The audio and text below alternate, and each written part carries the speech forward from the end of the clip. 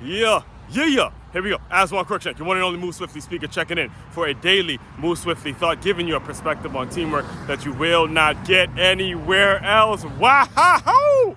Old school stuff, baby! Old school stuff. 2 closeout games last night.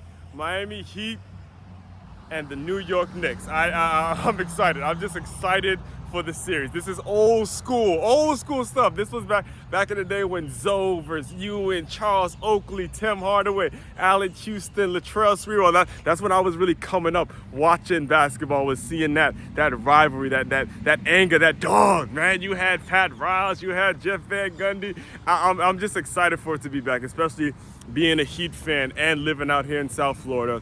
I know there's a shitload of New York Knicks fans. There is so many Knicks fans out here. I mean, to the point where I remember actually just a couple weeks ago, I was watching a Heat game at the Duffy Sports Bar, and there was this Knicks fan there. You know, he's talking his shit, I'm talking my shit. It's just great to see. You know, it's been a good week for New York. You know, on one end they got Aaron Rodgers. Now, you know, the Knicks are actually relevant again in basketball. It's been a good week for New York, and I went to school out there, so I know that fan base is feeling themselves a little bit, smelling themselves a little bit. But anyway, today's thought brings me to, just because of what happened last night, it's making me think about this whole concept of closeout games, all right? Because that's what the Heat did. You got to give them credit. Miami Heat and the New York Knicks, they did what they had to do, and they closed them out. They closed New York closed Cleveland out last night, and Miami did what they had to do, and they closed out the number 1 seed. Understand that. They closed out the number 1 seed, meaning there's no reason why the Miami Heat should not be representing the Eastern Conference in the finals. They closed out the number 1 seed. Think about that one, all right?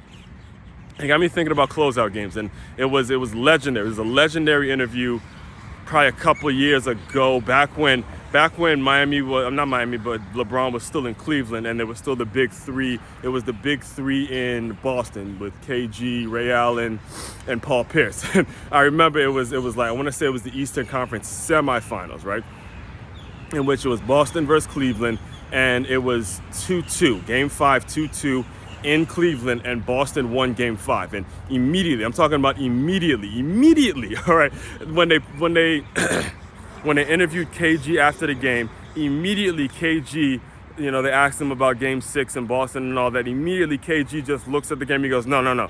It's a Game 7. It's a Game 7 for us. To give the Cleveland Cavaliers an actual Game 7 on their home court is unacceptable. When we go to Cleveland for Game 6, we got to handle business, and we got to close them out. And I love that, because I remember actually telling Hugo's a co-worker of mine who's also a Miami Heat fan. I was telling him, look, we can't give Milwaukee a Game 7. We cannot give Milwaukee a Game 7. We got to close those fuckers out tonight. We got to close them out tonight. That's what it is, all right? And, you know, when you think about it like that, when you look at that concept, understand in your business, in your organization, in your life right now, where you are at in life right now, you need to close the deal today. Close the deal today. And this is why there's so many lessons, so many things that you could be picking up from sports. Because when you watch it, you get inspired, and you're like, all right, how am I gonna take that principle, take that concept, take that understanding, take that mindset, and close the deal today? I don't know what the deal is for you, but I know you got to figure out a way to close the deal. And sometimes, listen,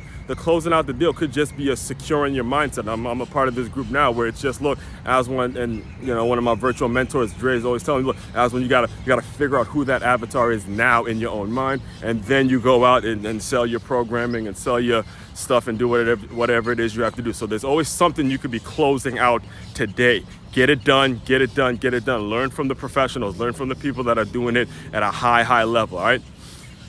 Main website to check out to dive deeper into all of this, makeyourmove.com. That's makeyourmove.com. One-stop shop for all your teamwork and your self-development needs. Aswand Cruickshank, your one and only Move Swiftly speaker, checking out. You guys continue to move swiftly. We will talk more soon.